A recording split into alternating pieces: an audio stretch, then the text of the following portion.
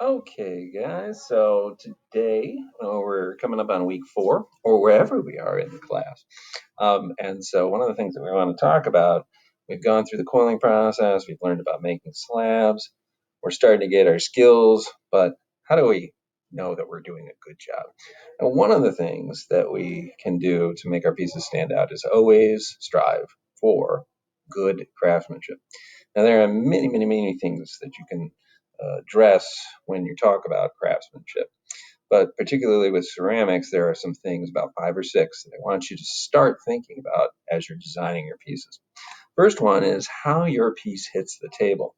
If you look at the left, you can see this bowl hasn't been trimmed, so it sort of spreads out as it's coming down to touch the table. Sometimes I call this the Hershey kiss bottom, but anything that looks like it's melting into the table tends to give it a heaviness, And in this case, it looks incomplete to an experienced potter because they know that you haven't done anything to the bottom of your piece. Piece on the right kind of cuts in as it comes down to the table, so that shadow almost makes it look like it's kind of floating or lifting itself, which gives it a sense of lightness. So the preferred way that the piece hits the table would be on the right. However, all of the things I'm going to tell you could, work the opposite way as well. What I want you to do, though, is think about how your piece hits the table. Same way you want to think about how your piece hits the table, you want to think about how your piece ends. If you look at the right, you can see that the artist has spent a little bit of time on the rim of their piece, trying to create just a little bit of a flare there so that we get a little bit of a shadow. Kind of lets us know that this is where this artist intended the piece to end. The piece on the left, however, and I like the glaze on it, I like some things about it, but its rim kind of just goes up and down. It doesn't come out. It doesn't look like the artist has thought about what to do there. Instead, it kind of just looks like that artist ran out of clay.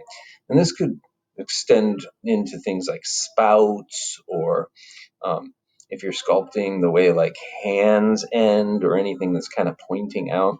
Wherever your piece ends and the rest of the world begins, that's a place that people are going to look at closely. So you want to spend some extra time thinking about that feature. Just like that, you want to think about how things are connected to each other. So if we look at the left, we got 2 examples of a seam where one side of a slab meets another. And the one on the right, while kind of rugged looking, it has those little things that look like screws. So the artist has done something there to address the fact that he knows that people are going to look at it, and he's giving him something to look at.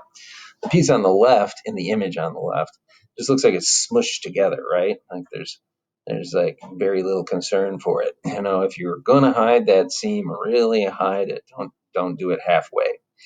The pieces on the right are a little bit different. The cup that you see me drinking out of all the time, the handle, it comes into the piece beautifully. The piece on the right, that picture from the other picture as well, it kind of like hits the side of that, and you can kind of see some slip hanging out. But because of some of the other things that happen in that piece, that feels totally appropriate. So it doesn't always have to be a smooth transition, but it has